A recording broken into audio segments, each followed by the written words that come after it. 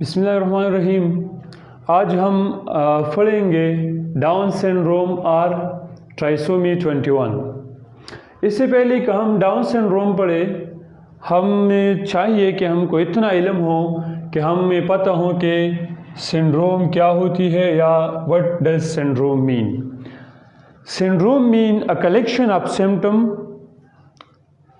collection of abnormal symptom that occurred together is known as syndrome। यानी ज़्यादा से ज़्यादा अलामात जो एक ही वक्त पर हमें शो हो जाए किसी भी इंडिविजुअल में, उसको हम सिंड्रोम कहते हैं, जो एबनॉर्मल अलामात हों। ओके, अच्छा, डाउन सिंड्रोम और trisomy 21 for the first time that Down syndrome was discovered by John Langdon Down in 1866। 1866 में जॉन लैंगडन डाउन ने इस सिंड्रोम को डिस्कवर किया। तो जब उसने इस सिंड्रोम को डिस्कवर किया तो उसने इस सिंड्रोम को अपना ही नाम दिया, डाउन। ठीक है, यहाँ तक तो क्लियर हो गया कि डाउन क्यों यहाँ पे आ रहा है डाउन सिंड्रोम में। तो डाउन कंफ्यूजन क्लियर करने के लिए इसका और कोई मीनिंग नहीं है, जस्ट जिस डॉक्टर ने इसको डिस्कवर किया उसने अपना ही नाम दिया। सो इस इज़ अ ब्रिटिश या उस वहाँ की जो यूरोपियन का कल्चर है, उसमें ये होता है कि वो जब भी कोई आर्टिकल लिखते हैं या कोई अचीवमेंट करते हैं तो उसका जो लास्ट नेम है, जिस तरह की ये देख रहे हो आप, इसकी जो जॉन लैंगडन डाउन जिसका लास्ट नेम है वो यूज़ करते हैं। जो भी मतलब वो अपना किसी भी आर्टिकल लिखते हैं, जिस तरह के हम एशियन के जो जितने लोग हैं वो अपना फर्स्ट नेम लिखते हैं। सो ये जो यूरोपियन लोग हैं ये लास्ट नेम लिखते हैं। तो इसलिए इस डिजीज़ को उसने डाउन अपना ही नाम, लास्ट नाम यहाँ पे लिखा है। ठीक है, इसमें इतना कंफ्यूजन नहीं है। ठीक है, अभी हम इसकी डेफिनेशन की तरफ आते हैं कि डाउन सिंड्रोम बेसिकली क्या है, किस तरह ये प्रॉब्लम क्रिएट होती है। ठीक है, down syndrome is a chromosomal disorder caused by an error in a cell division that result in an extra 21st chromosome। Down syndrome एक क्रोमोसोमल डिसऑर्डर है जो 21st क्रोमोसोम में हमारे साथ एक एक्स्ट्रा क्रोमोसोम सेल डिवीजन के दौरान add होती है, जिसकी वजह से डाउन सिंड्रोम प्रॉब्लम क्रिएट होती है। ठीक है, यानी जब सेल डिवीजन हो रहा होती है, ठीक है, किसी भी एग में सेल डिवीजन होता है या किसी भी स्पर्म में एग डिवीजन होती है, और सेल डिवीजन में हमारे साथ नॉर्मल कितने क्रोमोसोम होती हैं। ठीक है, अगर एक सेल डिवीजन होती है तो उसमें अगर 23वें जोड़े में, यानी इतने ये हमारे साथ जोड़ों में होती है क्रोमोसोम, 21 जोड़े में 2 क्रोमोसोम नहीं होती है। इस डिजीज़ में 2 के बजाय 3 क्रोमोसोम होती है। नॉर्मली हमारे साथ क्रोमोसोम पेयर्स में होती हैं, हम कहते हैं ना कि chromosome occur in pairs, but in Down syndrome with in any reason that the chromosome number and 21st pair are increased. अभी तक ये इसकी जो रीज़न है ये फाइंड आउट नहीं है कि कौन सा ऐसा रीज़न है कि सेल डिवीज़न में ये प्रॉब्लम आ रही होती है, बट सिर्फ इतना फाइंड हो चुका है कि ये 21st क्रोमोसोम का जो जोड़ा है इसमें एक क्रोमोसोम एक्स्ट्रा आता है, जिसकी वजह से डाउन सिंड्रोम प्रॉब्लम हमारे साथ आती है। अभी जो आपकी स्क्रीन में ये जो स्क्रीन में पिक्चर है, इसमें आप देख सकते हैं कि 1 से लेकर 20 तक जितने भी जोड़े हैं ये बिल्कुल 2-2 क्रोमोसोम आपको नज़र आ रहे हैं। ठीक है, लेकिन ये जो 21वां जोड़ा है ये 2 के बजाय 3 दिखाई दे रहे हैं। सो जो 3 हैं ये 3 नहीं होना चाहिए। ये अगर 2 हो तो फिर हमारे साथ नॉर्मल काउंट होता है, अगर 3 है तो फिर ये हमारे साथ एबनॉर्मल है, डाउन सिंड्रोम में फिर काउंट होती है। अच्छा, इसे मोस्टली बहुत से अच्छा, और इसको ट्राइसोमी भी इस वजह से कहते हैं कि ट्राई मीन 3, यहाँ पे जो क्रोमोसोम है 2 की बजाय 3 आ रहा होती है, तो दैट्स वाई ट्राइसोमी। और 21 इसलिए कहा जाता है कि 21 नंबर क्रोमोसोम पे ये ट्राइसोमी होती है, यानी 3 क्रोमोसोम ऑन पेयर ऑफ 21। जो 21 नंबर है क्रोमोसोम के, उसमें 3 पेयर होती है, 3 क्रोमोसोम होती है, that's why it's also called trisomy 21। ये भी क्लियर हो गया। मोस्टली इससे डाउन सिंड्रोम से इस तरह की एमसीक्यूज आती हैं कि Down syndrome are also called, so याद रहे कि Down syndrome are also called trisomy 21, ये भी एमसीक्यूज में आती है। और दूसरा जो एक मोस्टली इससे एमसीक्यूज आती हैं कि उसमें ये पूछा जाता है कि डाउन सिंड्रोम में एक इंडिविजुअल में कितने क्रोमोसोम होती है। तो याद रहे कि जब इस 21st में जो 21 जोड़ा है, इसमें 23 क्रोमोसोम के एक क्रोमोसोम ज़्यादा ऐड हो जाती है। तो ह्यूमन में मोस्टली कितने क्रोमोसोम होते हैं, मोस्टली यानी नॉर्मली कितने क्रोमोसोम होते हैं, नॉर्मली 46 क्रोमोसोम होते हैं। और जब ये एबनॉर्मलिटी आती है डाउन सिंड्रोम, तो डाउन सिंड्रोम में 47 क्रोमोसोम होती है। तो याद रहे कि एमसीक्यूज जो इस डाउन सिंड्रोम से आती है, तो ये बिल्कुल पूछा जाता है कि the number of chromosome in a down syndrome patient is 47, ये याद होना चाहिए, ठीक है। अच्छा, और दूसरी बात ये है कि ये भी पूछा जाता है मोस्टली एमसीक्यूज में कि डाउन सिंड्रोम एक ऑटोसोमल डिजीज़ है या जो है सेक्स लिंक्ड डिजीज़ है या सेक्स क्रोमोसोम डिजीज़ है। तो ये जो प्रॉब्लम है ये 21 क्रोमोसोम में होती है, हमारे साथ जो सेक्स क्रोमोसोम है वो 23 है। तो याद रहे कि this is in autosomal disease, it is in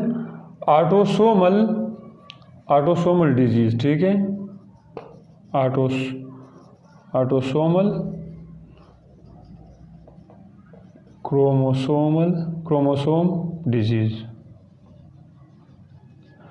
autosome ये है कि ऑटोसोम सेल उसको कहते हैं कि जो हमारे बॉडी में होती है। तो ये भी जो सेल हैं डाउन सिंड्रोम के जो एबनॉर्मलिटी आती है 21 में जो है ना 3 क्रोमोसोम आती है, ये ऑटोसोमल सेल में ये प्रॉब्लम होती है। So it's also called autosomal problem, ठीक है।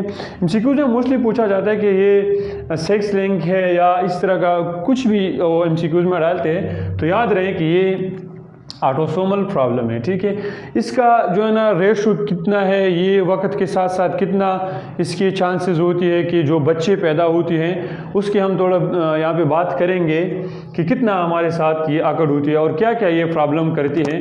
तो याद रखिए कि it leads to impairment in physical growth, mental, cognitive growth, यहाँ पे मैंने लिखा भी था, ठीक है, कॉग्निटिव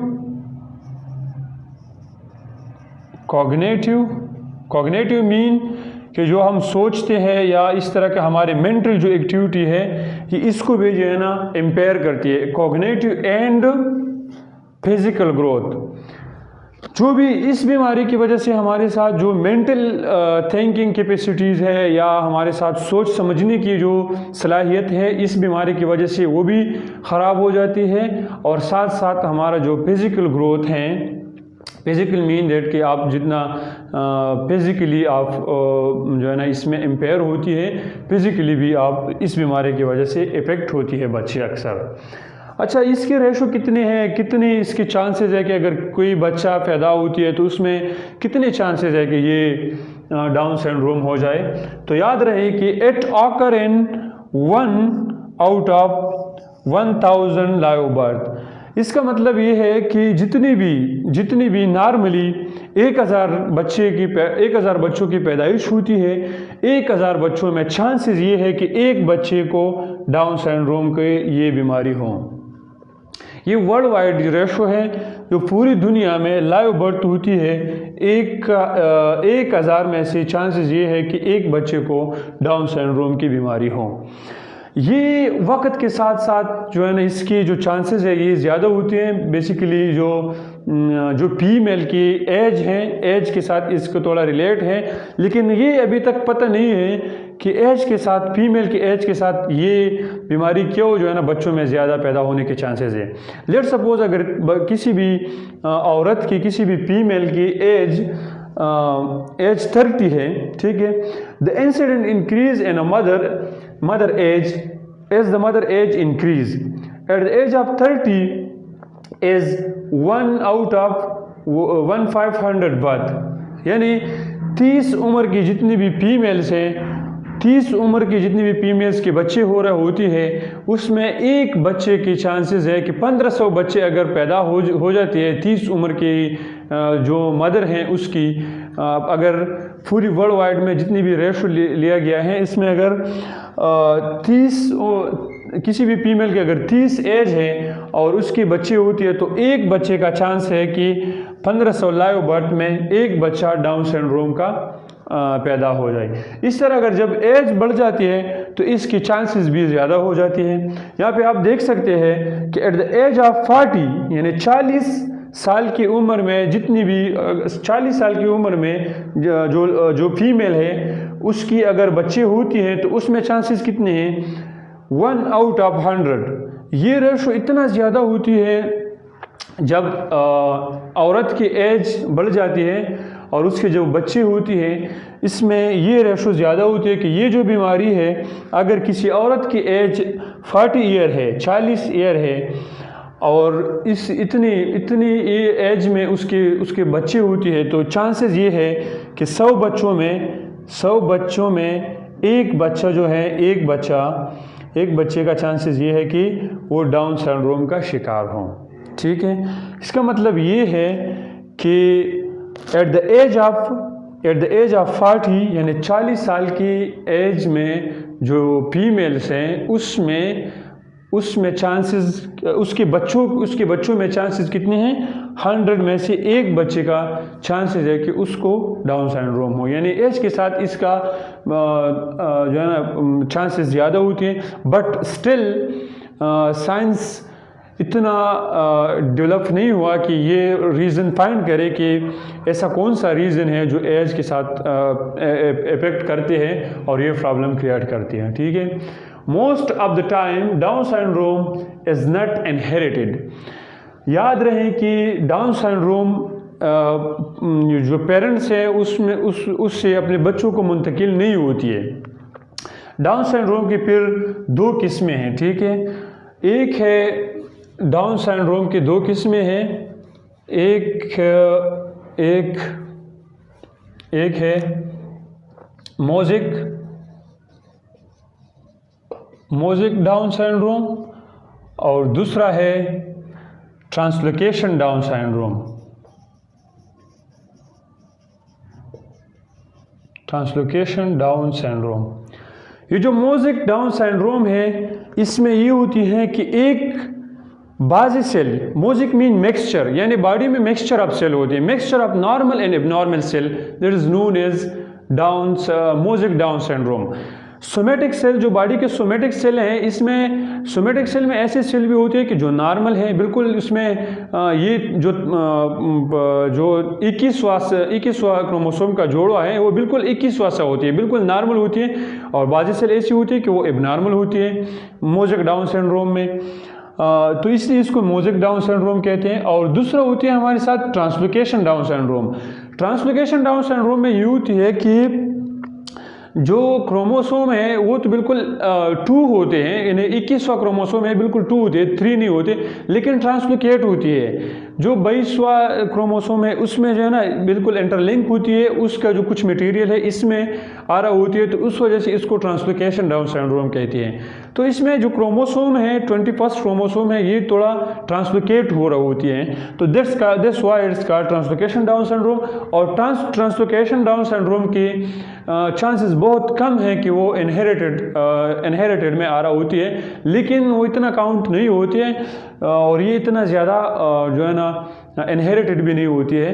बट चांसेस इसकी है, तकरीबन कम चांसेस है, लेकिन इसकी थोड़ी बहुत चांसेस है ट्रांसलोकेशन डाउन सिंड्रोम की, कि वो अपने अपस्प्रिंग को ट्रांसफ़र हो जाए, बट इतना ज़्यादा नहीं है। ठीक है, अब हम आते हैं इसकी पोटेंशियल प्रॉब्लम की तरफ कि जो बच्चे डाउन सिंड्रोम के शिकार है उसमें ऐसी कौन सी जिस्मानी प्रॉब्लम अकड़ होती है जो हम उसको देख के समझ सके कि इसको हो सकता है कि डाउन सिंड्रोम है, या ऐसा जिसको हम साइन एंड सिम्टम भी कह सकते हैं एक किस्म की डाउन सिंड्रोम की। इसको बोलते हैं कि एक तो है congenital heart malformation. Congenital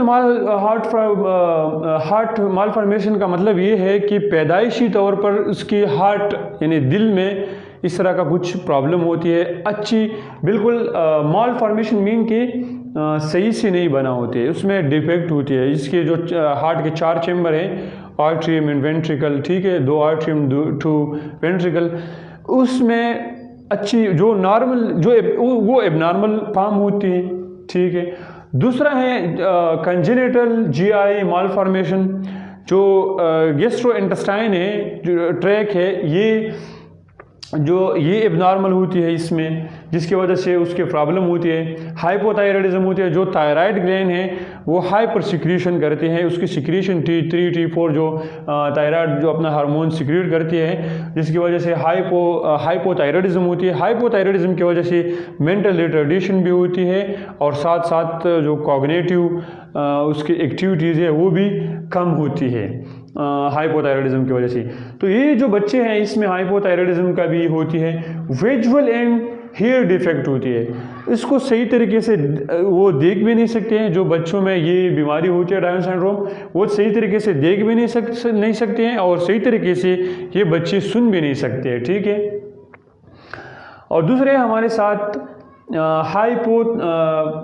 hypotonia mean decrease muscle tone. Decrease muscle tone ये कि जो इसकी मसल होती हैं वो भी कमज़ोर होती हैं, नॉर्मल नहीं होती हैं इस बीमारी में। और दूसरे हमारे साथ gait abnormalities. Gait abnormalities mean unable to normal walk. बिल्कुल नॉर्मली जो हम चल रहा होते हैं, ये जो इस बीमारी की जितनी भी लोग होती है वो अच्छी तरीके से चल भी नहीं सकते हैं। ठीक है, इसके वॉकिंग में भी प्रॉब्लम होती है। शॉर्ट स्ट्रेचर होती है इसकी शॉर्ट स्ट्रेचर मीन कि छोटे कद की होती है ये बच्चे।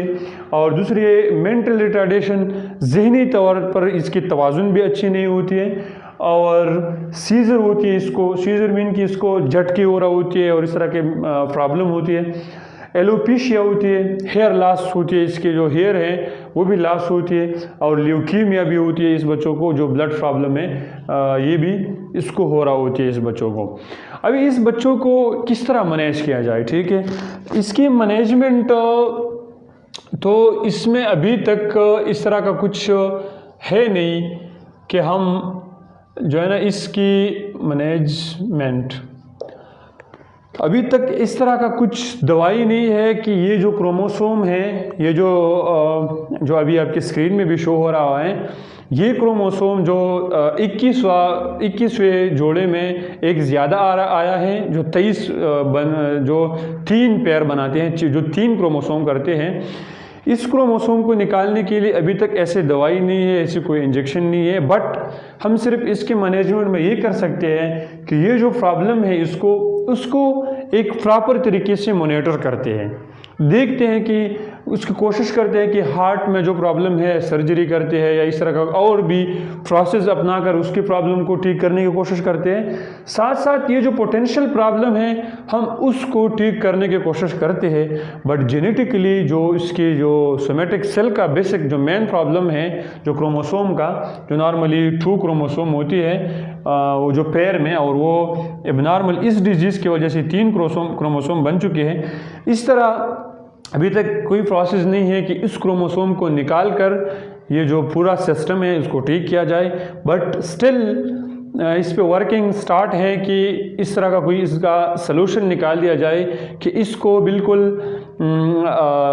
एलिमिनेट किया जाए वहाँ से, कि ये प्रॉब्लम ख़त्म हो जाए। और दूसरी बात ये है कि इसके टेस्ट जो हैं इस बीमारी की, इसकी जो बच्चा बिल्कुल पैदा नहीं हुआ हो, डिलीवर नहीं हुआ हो और यूट्रस में हो, उसकी भी टेस्ट होती है। ठीक है, अगर कोई बच्चा यूट्रस में है, डिलीवर नहीं हुआ, उसकी भी टेस्ट होती है कि आया इस बच्चे को डाउन सिंड्रोम तो नहीं है। इसके एक प्रॉपर टेस्ट है, ब्लड लिया जाता है, उसको हार्मोन डिटेक्शन की जाती है और उस बच्चे की ये तफ्शीश किया जाता है कि इस बच्चे को कोई डाउन सिंड्रोम है या नहीं है। और जब डिलीवर होती है, डिलीवर होने के बाद भी इसके टेस्ट हैं जो क्रोमोसोम डिटेक्शन होती है कि एक क्रोमोसोम एबनॉर्मेलिटीज़ तो नहीं है।